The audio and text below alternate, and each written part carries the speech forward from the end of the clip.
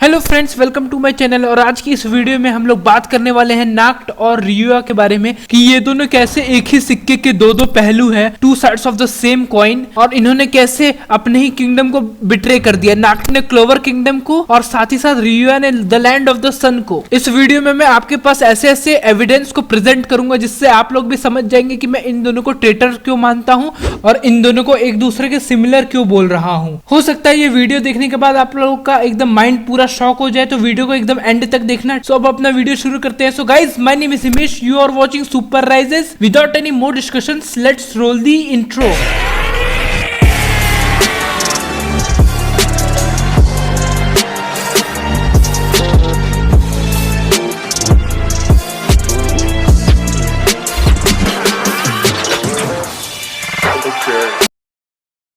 अब मैं आप लोग के सामने थोड़े एविडेंस को प्रेजेंट करता हूँ कि कैसे मैं कह सकता हूँ कि रियुआ और नाक्ट दोनों एक दूसरे के सिमिलर है। बात करते हैं दोनों के फर्स्ट अपीयरेंस के बारे में। तो पहले नाक्ट अपीयर हुआ था, और जब वो अपीयर हुआ था तो उसके सामने हम लोग मून देख सकते हैं। उसके ऊपर, नाक्ट के ऊपर हम लोग को मून दिखा था जब नाक्ट अपीयर हुआ था पहली बार। तो और अगर हम रियुआ की बात करते हैं, जब वो पहली बार अपीयर हुआ तो उसके ऊपर हम लोग को सन दिखा। और नेक्स्ट एविडेंस आपके सामने मैं प्रेजेंट करूं तो हम लोग पहले ये देखते हैं कि ये दोनों अपीयर कब हुए।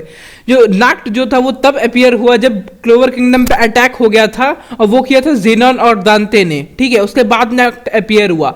और हम बात करें रियुआ की, तो रियुआ जो है वो तब अपीयर होता है जब लूशियस क्लोवर किंगडम पे अटैक किया। यानी ये दोनों तभी अपीयर हुए हैं जब क्लोवर किंगडम पे अटैक किया गया है। मैं जानता हूं आप लोग को अभी लग रहा होगा कि मैं कुछ भी कह रहा हूं, लेकिन आगे जाके हर बात जो है वो सेंस बनाने लगेगा।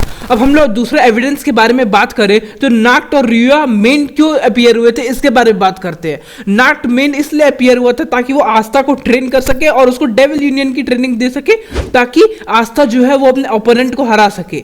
अब बात कर रियुआ की, तो वो मेन इसलिए अपीयर हुआ है ताकि वो आस्था को जतन सिखा सके और उसकी वजह से आस्था फिर से अपने ओपोनेंट को हरा सके, ठीक है। यानी इन लोग का अभी तक का गोल लगभग सेम रहा है। आगे की बात करें तो दोनों ही यामी से रिलेटेड है।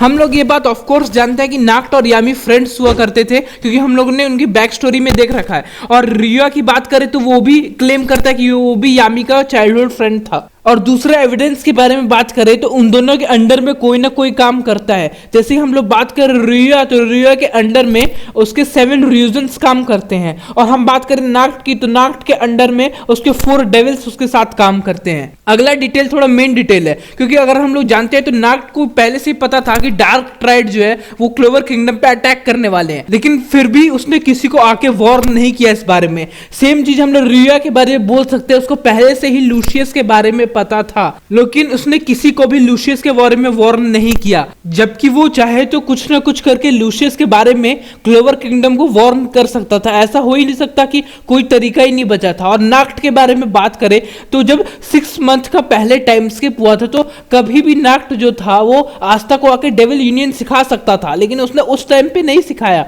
बल्कि वो लास्ट 3 डेज में आया आस्था को डेविल यूनियन सिखाने। ये सारा का सारा लूशियस का प्लान था कि कब क्या करना है, कब कैसे करना है। वो रियुआ को भी कंट्रोल कर रहा है, साथ ही साथ नाक्ट को भी कंट्रोल कर रहा है। हम लोग बात करें अपने नेक्स्ट एविडेंस के बारे में, तो नेक्स्ट एविडेंस से आप लोग जानते हैं कि रियुआ का जो मैजिक है वो उसको अपनी आई की वजह से वो सेंस कर लेता है कि कब क्या होने वाला है। वो प्रेजेंट देखता है, वो देख सकता है कि आसपास दुनिया में क्या चल रहा है।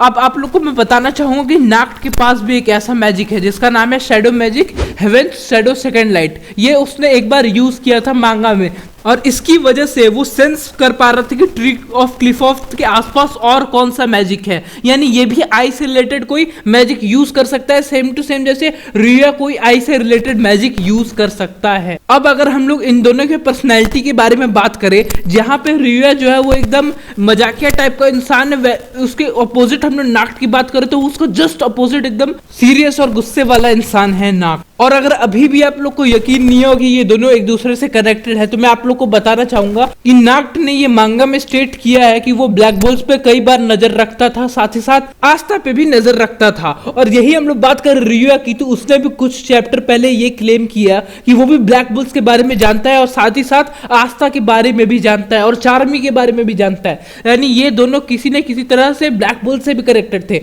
नाक्ट तो ऑब्वियसली था ही, क्योंकि वो वाइस कैप्टन है, लेकिन यहाँ पे रियुआ भी ब्लैक बुल्स के बारे में जानता था। तो ये लोग एक दूसरे के इतने सिमिलर, नाक्ट और रिया जो है वो बहुत सिमिलर है एक दूसरे के। अब तुम लोग बोलोगे कि इससे मैं क्या बताना चाह रहा हूं आप लोग को। सिंपली इसका कंक्लूजन ये है कि लूशियस इन दोनों को ही मैनिपुलेट कर रहा है अपने फायदे के लिए, ताकि उसका प्लान पूरा हो सके। उसने नाक्ट को यूज किया था कि आस्था डेविल यूनियन सीखे और जाके अपने ओपोनेंट्स यानी लूसीफेरो को हराए, और साथ ही साथ अब उसने पक्का लैंड ऑफ द सन में आस्था को इसीलिए भेजा है ताकि आस्था जेटन सीखे रिया से, और फिर आस्था को वो फिर से कोई ना कोई चीज में यूज करना चाहता है। यानी आस्था का अभी भी काम यहाँ पूरा नहीं हुआ है, लूशियस अभी उससे और अच्छी तरह से यूज करेगा, और साथ ही साथ वो रियो और नाक्ट को भी कंट्रोल कर रहा है, क्योंकि दोनों लिटरली एक दूसरे का, मैंने अभी जस्ट आपको कई सारा एविडेंस दिया कि कैसे ये लोग कनेक्टेड हैं, और साथ ही साथ ये लोग कई चीजें कर सकते थे ये सब चीज रोकने की, लेकिन इन्होंने नहीं किया। यानी लूशियस इन लोग को कंट्रोल कर सकता है। और सोचो अगर इन लोगों को लूशियस ने कंट्रोल किया होगा तो वो लिटरली ये बोल सकता है आस्था को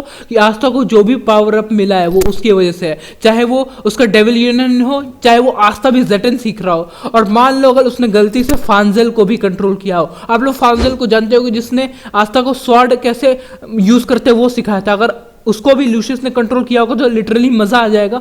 मतलब ये बोलते बोलते मेरे को गूस बम्स आ रहे हैं। और मान लो उसने यामी को कंट्रोल किया हो ताकि आस्था की सीख सके, तो सोचो अभी लूशियस का कितना ग्रैंड प्लान है। ये आदमी कुछ ना कुछ बड़ा प्लान कर रहा है जो हम लोग को आगे आने वाले चैप्टर्स में ऑब्वियसली रिवील होगा, और वो आस्था को किसी और चीज में भी यूज करने की कोशिश कर रहा है। तो आप लोग को क्या लगता है मेरी इस वीडियो या फिर थ्योरी के बारे में? अगर आप लोग को अपना इसमें कुछ ऐड करना है तो ऑब्वियसली आप लोग कर सकते हो, लेकिन ये तो कंफर्म है कि इन दोनों को यानी नाक्ट और रिया को लूशियस पक्का ही कंट्रोल कर रहा है, क्योंकि इन दोनों ने कई चीजें जो है वो छुपाई ये लोग रिवील कर सकते थे। और साथ ही साथ नाक्ट तो अभी भी हम लोग को विश्वास नहीं है, क्योंकि उसने कई चीजें रिवील नहीं की। वो चाहता तो पहले ही बता देता कि जीनोन और दांते अटैक करने वाले हैं, और साथ ही साथ वो 6 मंथ में आस्था को डेविल यूनियन में बहुत बेहतरी ट्रेन कर सकता था, लेकिन उसने उस टाइम पे नहीं किया। और नाक्ट ये भी नहीं बोल सकते कितने टाइम से छुपा हुआ था, और प्लस उसके बारे में खाली जूलियस जानता था कि वो कहाँ पे है। और अब हम लोग जानते हैं कि लूशियस मेरे को पक्का पता है रियोडा के बारे में या रियो के बारे में जानता है,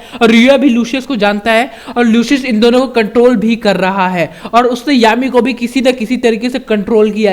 यानी यहाँ पे सबसे बड़ा विक्टिम यामी है। और ये बात हम लोग को ऑफ कोर्स नहीं भूलनी चाहिए कि ब्लैक क्लोवर में जो सबसे ट्रस्ट किया जाने वाला इंसान है वही बिट्रे करता है, चाहे आप वांजेंस को बोल दो, चाहे आप जूलियस को बोल दो, ठीक है। तो हम लोग को फ्यूचर में ये लोग भी बिट्रे करते हुए दिख सकते हैं। फिलहाल अभी हम लोग को यामी का बैक स्टोरी देखना है, उसमें भी कई सारी चीजें क्लियर होंगी। तो अगर ये वीडियो आप लोग को अच्छा लगता है तो उस वीडियो को लाइक करना, मेरे चैनल को सब्सक्राइब करना, और बेल आइकन को भी जरूर से जरूर प्रेस कर देना, ठीक है। मैं मिलूंगा आप लोग से नेक्स्ट वीडियो में। My name is Himesh, you are watching super rises, rise above all.